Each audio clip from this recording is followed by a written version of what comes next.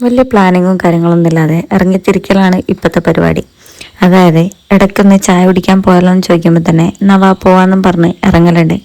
ചുരത്തിൻ്റെ താഴെ തന്നെ ആയതുകൊണ്ട് ഞങ്ങളുടെ ഇടയ്ക്ക് ചുരം കയറി നേരെ പോയി ചായ അടിക്കാനും പോകലുണ്ട്. രണ്ടാം വളവ് വരെ പോകുന്ന ദിവസങ്ങളും ഉണ്ട്. അപ്പോൾ അവിടുന്ന് ചായം കുടിച്ച് നേരെ താഴോട്ട് ഇറങ്ങും. ഇന്ന് ഞങ്ങൾ 9-ാം വളവ് വരെ പോകാമെന്നും പറഞ്ഞ് കയറിയതാണ്. പക്ഷേ ഇവിടെ നിർത്തി ഒന്ന് വർത്താനം പറഞ്ഞപ്പോൾ തന്നെ ഞങ്ങൾ തമ്മിൽ അടിയായി. പിന്നെ എന്നോടുള്ള വാശിക്ക് 9-ാം വളവല്ല 10-ാം വളവും കയറും എന്ന് പറഞ്ഞ് അജുക്കാക്ക് വണ്ടി എടുത്തൊരു പോക്കായിരുന്നു. അങ്ങനെ പോയി വൈത്തിരി എത്തിയപ്പോഴാണ് ഇവിടെ ഈ പാർക്കിലൊന്ന് കയറി വെക്കാന്ന് പറഞ്ഞ് അവിടെ കയറി. എന്നാൽ പിന്നെ ഓക്കെങ്കിലും ഒരു സന്തോഷമാവട്ടെ, ഞങ്ങൾ ഏതായാലും അടി ഉണ്ടാക്കിയത്. കയറിയപ്പോഴാണ് ഇതേപോലത്തെ കുറച്ച് മെക്കാവും കാര്യങ്ങളൊക്കെ ഇതിൽ ഇവിടെ ഉണ്ട് എന്ന് മനസ്സിലായേ. പെർ പേഴ്സൺ 200 രൂപക്കാണ് കേട്ടോ നമ്മളിവിടെ കയറിയത്. ഇവരെയൊക്കെ നമുക്ക് എടുക്കാം കേട്ടോ.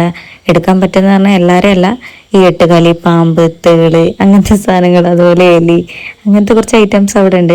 ഈ കൂട്ടിലുള്ളവരൊക്കെ ഇത് പറക്കുന്ന എണ്ണാണ് കേട്ടോ. അവൻ പറക്കാതിരിക്കാനാണ് അവനൊരു കുട്ടിക്കുപ്പായൊക്കെ ഇട്ട് കൊടുത്തത്. അവൻ ഇതേപോലെ മേലും തലയിലൊക്കെ വെച്ചിരും അവര്. പിന്നെ അവനെടുത്തതിന് ശേഷമാണ് ഞാൻ കണ്ടത് ഇയാളെയും ഇവനെയൊക്കെ.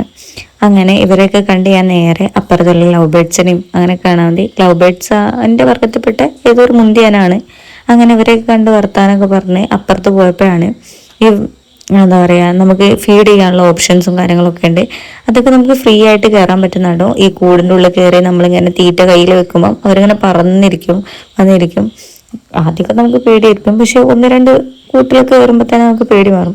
ചില കൂട്ടിലൊന്നും നമ്മൾ കയറിയില്ല, കാരണം 2 കയറിയതിനു ശേഷം തന്നെ നമുക്കൊരു എന്തോ പോലെ ആയി. പിന്നെ അവിടെ കുറച്ച് ഐറ്റംസ് വേറെയുണ്ട്, ഇതേപോലെ താറാവ്, പെരിച്ചായിൻ്റെ പോലത്തെ സംഭവങ്ങളൊക്കെ.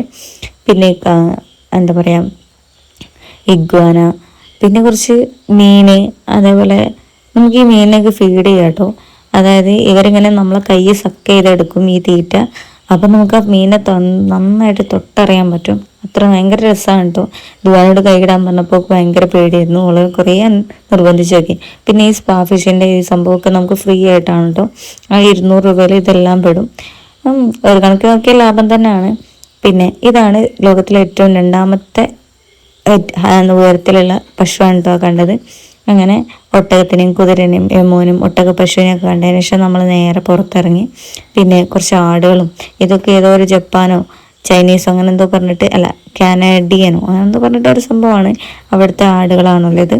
അങ്ങനെ അവരൊക്കെ കണ്ട് നമ്മൾ നേരെ പുറത്തിറങ്ങി ചായ കുടിച്ച് നേരെ വീട്ടിലോട്ട് പോരുന്ന വഴിക്ക് നമ്മൾ നാളെ ഊട്ടി പോവുക എന്നുള്ള ഒരു പ്ലാനിങ് ഒക്കെ ഇട്ടിട്ടായിരുന്നു വന്നിട്ടുണ്ടായിരുന്നത്. അങ്ങനെ ഞങ്ങൾ ആ പ്ലാനിങ് വിട്ട് പിറ്റേന്ന് രാവിലെ തന്നെ കെട്ടി ഞങ്ങൾ ഊട്ടിക്ക് വിട്ടു. ഊട്ടി വിശേഷമായിട്ട് ഞാൻ നാളെ അടുത്ത വീഡിയോയിൽ വരാം കേട്ടോ.